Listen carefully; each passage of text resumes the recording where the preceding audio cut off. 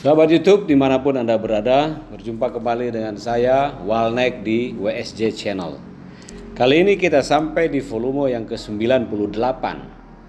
Yang paling menarik adalah masih banyak orang yang bingung, yang bertanya bagaimana sih cara berpergian menaiki pesawat terbang di masa-masa pandemi ini. Karena simpang siurnya informasi atau karena kurangnya informasi terupdate dari masing-masing calon penumpang, maka bingung dan susah sekali untuk membayangkan bepergian dengan pesawat dalam masa pandemi ini. Sebetulnya pengalaman saya beberapa minggu yang lalu terbang dengan pesawat ke suatu daerah mengatakan bahwa sudah semakin simpel, tidak sulit asal kita terupdate dan tahu apa yang harus kita lakukan.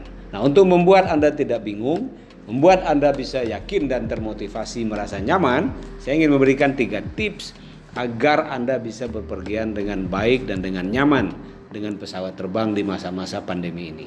Tips yang pertama dari saya adalah lakukan rapid test di saat Anda menjelang membeli tiket. Karena rapid test yang sekarang harganya berkisar 150.000 itu sangat menentukan nanti Anda pergi. Jika Anda non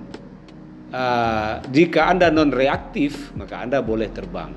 Tetapi jika Anda positif atau reaktif, maka Anda tidak boleh terbang. Nah, rapid test ini sekarang ini banyak orang yang masih simpang siur.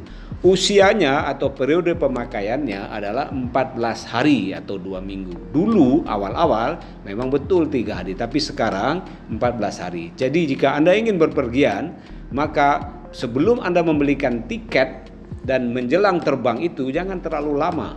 Jadi lakukan rapid test, katakanlah Anda berpergian pada hari Minggu, sekarang Anda lakukan rapid test kira-kira di hari Rabu atau Kamis, sehingga ada 3-4 hari sudah terpakai sebelum Anda terbang. Dan membeli tiket juga tidak bisa jauh-jauh hari sebelumnya, kemudian mungkin membeli tiket bisa jauh-jauh hari, tapi rapid test usahakan pada saat bersamaan Anda menjelang terbang, katakanlah 3 atau 2 hari menjelang terbang.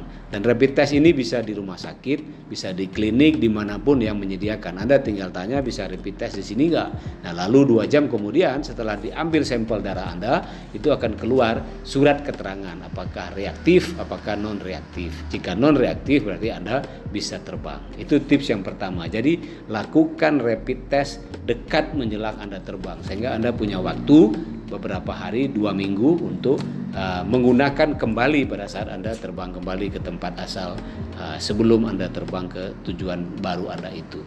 Nah, yang kedua ini paling penting karena saya berpengalaman kemarin naik dengan pesawat yang masih konsisten dan disiplin menerapkan protokol kesehatan, terutama mengenai physical distancing. Tetapi mohon maaf, saya tidak menyebut jenis atau nama pesawatnya. Ada juga loh pesawat yang sekarang tidak mempedulikan itu. Jadi saya pernah berangkat dengan pesawat yang menerapkan physical distancing, saya pulang dengan pesawat yang tidak menerapkan physical distancing. Penuh isi pesawatnya, mungkin hanya kurang 2-3 orang, yang bangku 3-3, kursi 3-3 itu terisi penuh. Dan itu saya ngeri sekali. Untung saya memakai face shield sehingga saya merasa mudah-mudahan saya terhindar dari terpapar positif COVID. Jadi pilihlah pesawat, saya tidak bisa sebut nama pesawatnya, tapi Anda bisa cari-cari berita, cari-cari informasi. Pilihlah pesawat yang masih menerapkan physical distancing. Artinya apa? Kuota penumpang itu hanya separuh dari kapasitas maksimal pesawatnya. Nah, itu mereka masih menerapkan physical distancing. Tapi kalau kuota penumpangnya hampir penuh, nah, Anda tidak bisa berkata apa-apa, Anda tidak bisa protes, karena mau protes Anda mau berangkat. Nah, tapi saya memilih ya diam-diam saja, saya memilih menerima risiko apa adanya. Dan tentu itu akan mengurangi kenyamanan kita. Nah, dan yang ketiga tips saya, ini banyak sekali orang tergopoh-gopoh, hadirlah di bandara paling cepat atau setidaknya 2 jam sebelum jam Anda terbang. Karena nanti ketika Anda sampai di bandara, ketika Anda check-in, Anda harus melakukan validasi hasil tes rapid atau rapid test, dan itu memakan waktu.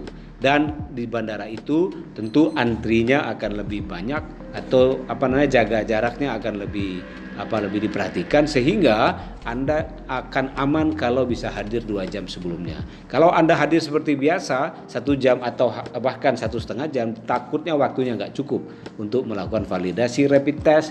Belum lagi Anda mengisi yang namanya Indonesia Health Alert Card. Jadi HAC, ya, HAC. Itu juga harus diisi secara online sebagai tracking nanti ketika Anda berpergian dari suatu provinsi ke provinsi lain, ke kecamatan, dan sampai kepada alamat yang dituju, nomor kursi, nomor pesawat, dan lain-lain. Nah, itu juga perlu diisi di handphone Anda secara online. Nah, kita butuh waktu sehingga hadirlah 2 jam sebelum terbang. Mudah-mudahan tips ini bisa membantu Anda untuk terbang dengan kondisi nyaman, dan kita berdoa mudah-mudahan Anda terhindar dari positif COVID, dan mudah-mudahan COVID segera berlalu dari bumi Indonesia ini. Di balik kesulitan pasti ada kemudahan, di balik kesulitan pasti ada kemudahan. Salam.